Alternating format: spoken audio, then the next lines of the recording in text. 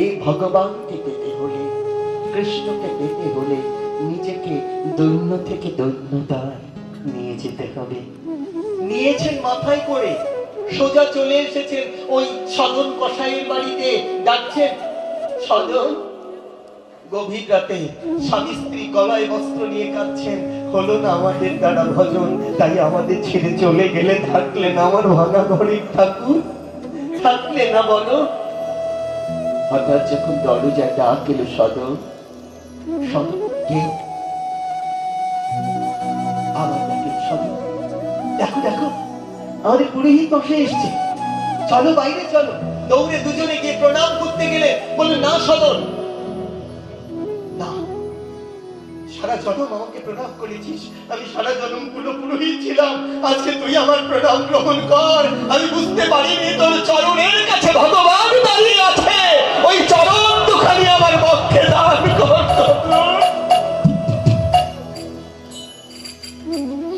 আমি বুঝতে পারিনি সদন, তোর চরণের ধারে ভগবান দাঁড়িয়ে আছে। কেন বলছেন এমন? দেহর সদন, সিংহাসন সহ তোকে আমি কিনিয়ে দিচ্ছি, রাখার ক্ষমতা আমার নেই। আমার বড় ঘর আছে, বড় মন্দির আছে, কিন্তু হৃদয়টা আমার এখনো তোর মতো বড় হয়নি রে, ভক্তিটা তোর মতো হয়নি। ফিরিয়ে দিলেন। সদন তৎক্ষণাৎ বললেন কোন পুরোহিতকে, আমি আর কোনদিন মাংসের ব্যবসা করব না, আজ থেকে মাংস বেচা বন্ধ। যে গোবিন্দের চরণ পেলে আর কোন চরণের অপেক্ষা করতে হয় না, সে যখন কৃপা করেছে আমার মাথায় তুলে দিন, ওই শিলাটা আমি মাথায় করে নিয়ে বৃন্দাবনের পথে রওনা হলাম। সমস্ত সংসার ফেলে সদন চললেন বৃন্দাবনের পথে। শুধু একটাই কষায়, যেতে পথে দেখলেন কিছু লোক, তারাও বৃন্দাবন যাচ্ছে। সদন তো বৃন্দাবন চেনে না, গিয়ে বললো, তোমরা আমায় একটু বৃন্দাবনের পথে নিয়ে যাবে। তাকিয়ে দেখছে সবাই, আরে এসে মানুষ নিয়ে না, কেউ না কিন্তু চিনে। হঠাৎ করে কিছু বৈষ্ণব বলে বসলেন, তোমার এই পথ দিয়ে যাওয়া হবে না, আমাদের সাথে যেতে হলে তোমাকে বৈষ্ণব হয়ে যেতে হবে। তুমি তো বর্ষায় ছোট জাতি, তোমার এই পথের অধিকার নাই, তুমি এই পথ দিয়ে যেতে পারবে না। তোমার পথ হচ্ছে এই পথের বাইরে যে মাঠের খাত গিরি, এই দিক দিয়ে যাবে। সদন কসাই ওই পথ দিয়ে ছুটতে শুরু করলেন, মুখে কিন্তু কৃষ্ণ নাম অহর্নিশি রইল। সদন কসাই ছুটছেন, চলছেন সদন কসাই। যেতে যেতে যেতে যেতে খুব ক্লান্ত, খুবই ক্লান্ত। একটা বটের ছায়ায় বসে সদন কসাইটা শুকনো চিরুনি খাবে। হঠাৎ করে দেখলেন একটা পুকুরের ওপারে খুবই সুন্দরী একজন মা এসে স্নান করছেন। সদন কসাই এই দিকে না তাকিয়ে এই দিক ঘুরে বসলেন। ওই মাটা দেখে সদন কসাইয়ের প্রতি লোভ হলো। চলে এলেন মাটা, এসে বলছেন, আপনি এত কষ্ট করে শুকনো খাবার কেন খাচ্ছেন? আমার সঙ্গে চলুন, আমার ঘরে গেলে আপনাকে একটু ভালো খাবার দিতে চাই। না না না, আমি কারো বাড়ি যাবো না, আমি কারো বাড়ি যাই না। যাবেন না? একজন বৈষ্ণব আপনি, আপনি আমাকে কৃপা করবেন না? সদন কসাই তার অনুরোধে সেই বাড়িতে গেলেন। বাড়িতে যাওয়ার পরে বলছেন, শুনুন, আপনি এসেছেন, আপনাকে সমস্ত ব্যবস্থা করে দেব, কিন্তু আপনার কাছে আমার একটা অনুরোধ। বলে কি? আমাকে আপনার বিয়ে করতে হবে।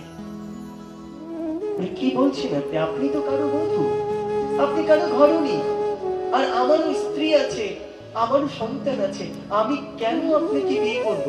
বলে আপনি বিয়ে করবেন না কেন? বলে আপনি কারো ঘরণী, বলে আমি কারো ঘরণী বলে যদি বিয়ে না করেন এখনই ব্যবস্থা করছি। তিনি ঘরে গেলেন, তার স্বামীকে নিজে হাতে চাকরি দিয়ে বললেন। সর্বদায়ে রক্তাক্ত এসে সামনে দাঁড়ালেন, আমি আমার স্বামীকে খুন করে ফেলেছি, আপনি এবার আমায় বিয়ে করুন। বলে আমি তো আপনাকে এটা বলিনি, আমি করতে পারবো না। যে কথা বললেন, তিনি বললেন, আমি চিৎকার করে লোক জড়ো করবো, আপনি আমার স্বামীকে যা করেছেন। সদন কসাই শুধু বিষ্ণু তাকে বলছেন, তুমি যা করো তাতেই করলেন, আমার কোনো কিছু দুঃখ নেই, তুমি যা করো তাতেই করলেন। বউটা চিৎকার করে লোক জড়ো করলেন, আমার স্বামীকে উনি খুন করেছেন, আমি ওনার কুপ্রস্তাবে রাজি হইনি বলে। একবারও ভগবানকে বললেন না সদন কসাই এটা কি হচ্ছে, একবারও বললেন না। তিনি শুধু বললেন তোমার যাতে কল্যাণ হয়, তোমার যাতে ভালো হয় তুমি তাই করো, আমার কিচ্ছু বলেন নেই। নিয়ে গেলেন রাজার কাছে। রাজা হুকুম দিলেন, বলো তুমি খুন করেছো না, বলো তুমি ওখানে গিয়েছিলে। সদর কষাই তো সত্যি কথা বলে। সে বলল হ্যাঁ আমি গিয়েছিলাম। বলে ওর হাত দুটো কেটে গেল।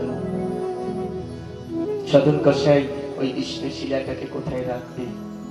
এক ভক্তের কাছে বললাম একটু ধরো। আর শুধু বলছে তাড়াতাড়ি করবেন, যা করবেন তাড়াতাড়ি, দেরি করবেন না, কারণ সকলেই চলে গেছে, আমি শুধু যাবার বাকি। সবাই পৌঁছে গেছে, সবাই পৌঁছে গেছে। আমি আগে জগন্নাথ দর্শন করবো, তারপর বৃন্দাবন চলে যাব। সবাই পৌঁছে গেছে, আপনি তাড়াতাড়ি করুন। যখন হাত দুটোকে কাটছে তখন সদর কষাই শুধু বলছে হে মাধব, তোমার যা ভালো হয় তাই করো।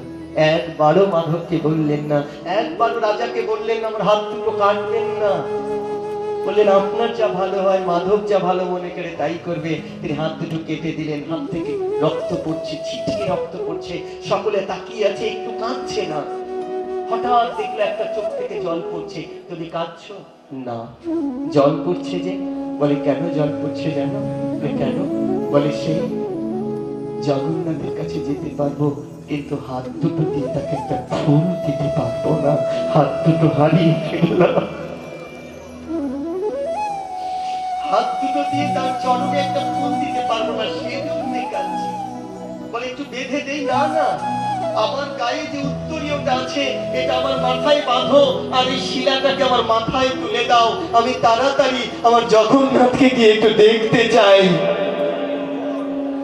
রাস্তায় ছুটছে, রক্ত পড়ছে, সবার কত চাওয়া, সদরের একটা চাওয়া, হে জগন্নাথ আমি যেন তোমায় না দেখে আমার প্রাণ পাখি না চলে যায়, আমি যেন শুধু গিয়ে একবার তোমাকে দর্শন করতে পারি।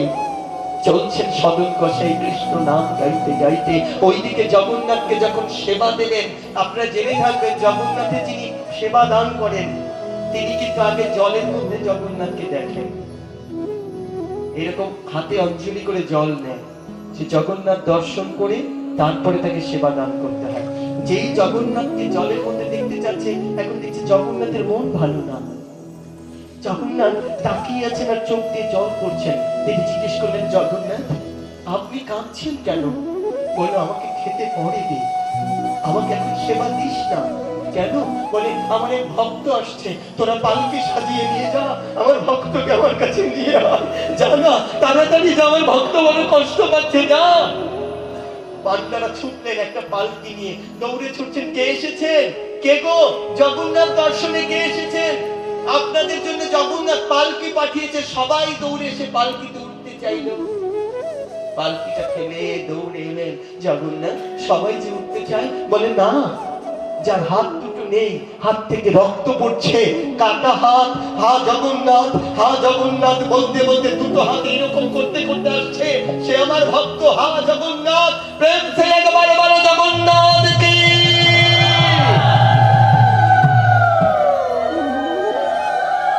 জগন্নাথ জগন্নাথ বলতে বলতে ছুটছে। একবার দৌড়ে তার কাছে যা, তাকে নিয়ে আয়। দৌড়ে গিয়ে দেখলেন হাত দুটো মহারাজ। না না মহারাজ নই, আমি কসাই, আমি বৈষ্ণব নই, আমি কসাই। বলে জগন্নাথ আপনাকে নেবার জন্য দেখেন পালকি সাজিয়ে পাঠিয়েছে, একবার কৃপা করে আপনার ওই রাঙা চরণ দুখানি আমাদের পালকিতে তুলে দিন। হাত দুটো নেই, শুধু হাত উঁচু করে বলছে হা জগন্নাথ এত কৃপা আমার জন্য তোমার, তুমি আমাকে নেবার জন্য, আমার মতো কসাইকে নেবার জন্য পালকি পাঠিয়ে দিলে। ধরে তাকে পালকিতে তোলা হলো। যেই জগন্নাথের সামনে এসে দাঁড়ালে, দাঁড়িয়ে বলছেন হাত দুটো নিয়ে আপনাকে প্রণাম করব,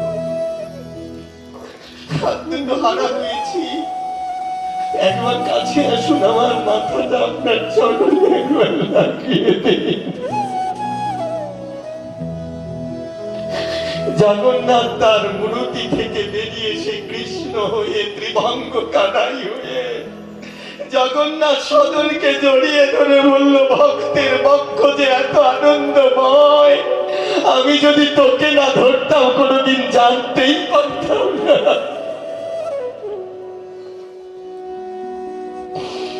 জগন্নাথ জড়িয়ে ধরলেন। ভক্তরা জিজ্ঞেস করলেন, এইরকম ভক্তের হাত কাটা গেল কেন?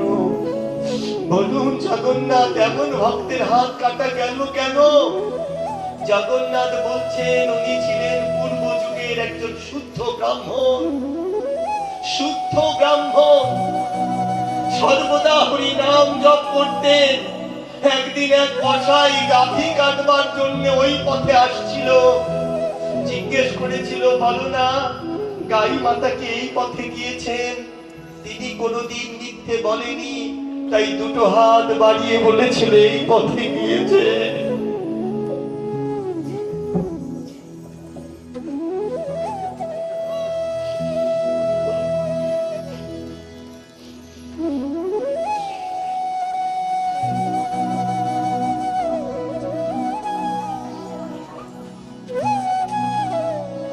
বলেছিল এই পথে গিয়েছি, তাই তার হাত দুটোকে কেটে ফেলা হলো। যে মা ওই হাতটা কাটলেন, যার কারণে হাত কাটা হলো, সেই ছিল ওর পূর্ব জন্মের সেই গাভীটা। তিনি এই জন্মে সুন্দরী নারীতে রূপান্তরিত হয়েছেন। আর যাকে ওই মা হত্যা করেছে সে ছিল ওই জন্মের কসাই। এই জন্মে তাই গাভীটা নিজের মৃত্যুর প্রতিশোধ নিলেন, নিজে হাতে হত্যা করলেন। জগন্নাথ দেবের সঙ্গে সদর কসাইয়ের মিলন হয়ে গেল। আমরা জীবনে ছোট ছোট অনেক অপরাধ করি, আমাদের মুক্তি হবে কিসে? আমরা কেমন করে মুক্তি পাবো? শ্রীবাস অঙ্গনে বসে গৌর হরি সকলকে কৃপা দান করছেন। সকলেই কৃপা পাচ্ছেন একে একে। একেবারে সর্বশ্রেষ্ঠ কৃপার জন্য যাকে ডাকলেন তিনি হলেন গঙ্গা দাস। গঙ্গা দাস একবার আমার কাছে আসবে। গঙ্গা দাস এলেন, প্রভু গঙ্গা দাস দাও, দাও আমার। প্রভু কি দেবো? আমার কাছে কি আছে? আমার একটা পরনের কাপড়, সেটা হচ্ছে একেবারে ছিন্ন। পয়সা দাও। ও গঙ্গা দাস দেবে না? তুমি তো আমার কাছে ঋণ গঙ্গা দাস। প্রভু আমি সারা জন্ম আপনার কাছে ঋণ, তাই তো আপনার চরণ ছাড়া হই না, আপনার চরণের কাছে বসে থাকি। গঙ্গা দাস মনে করো, তোমায় একটা কথা বলি, মনে করো গঙ্গা দাস। বলি কোন কথাটা মনে আছে তোমার? একদিন তুমি নিজের ধর্ম রক্ষা করবার জন্যে রাজার অত্যাচারে ধর্ম ত্যাগ করবে না বলে নিজে গঙ্গার ঘাটে গিয়ে স্ত্রীকে হাত ধরে ঝাঁপ দিয়ে গঙ্গায় পড়ে মরতে চেয়েছিলে, মনে আছে গঙ্গা দাস? হ্যাঁ প্রভু মনে আছে। গঙ্গা দাস আরেকটা কথা বলি, মনে পড়ে কিনা দেখো।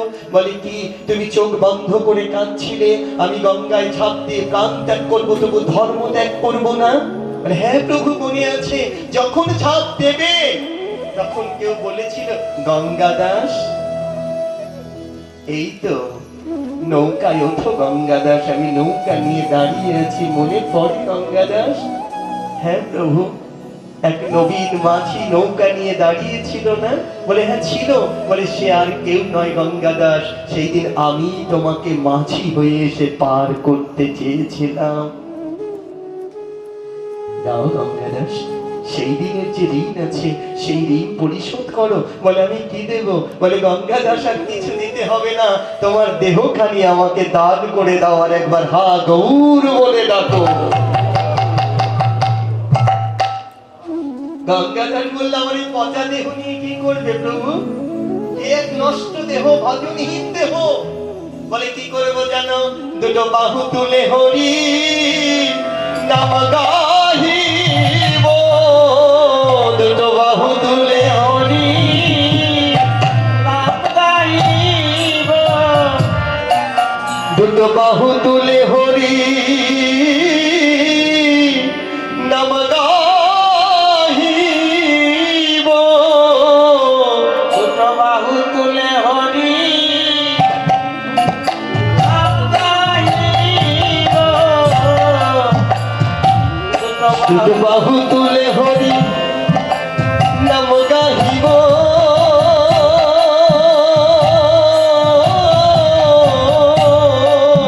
দুটো বাহু তুলে হরি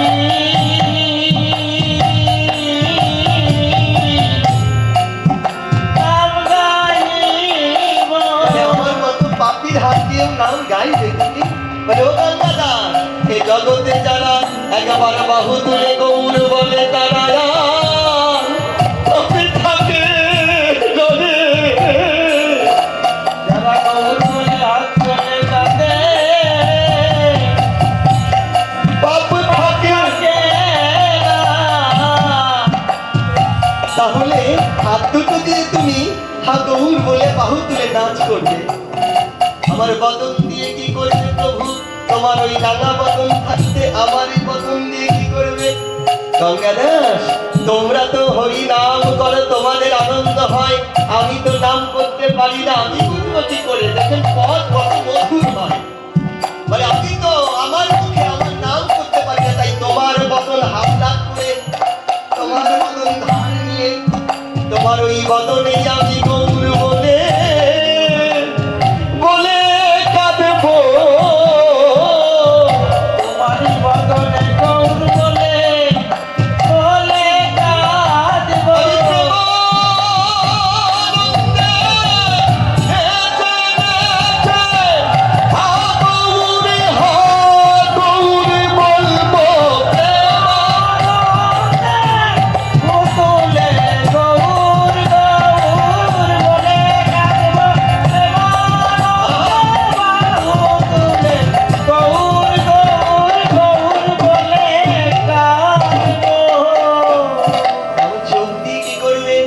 আমি আর কিছু করবো না, আমি যদি কারোর কাছে চরণের ধুলি যাই সে তো আমায় দেবে না।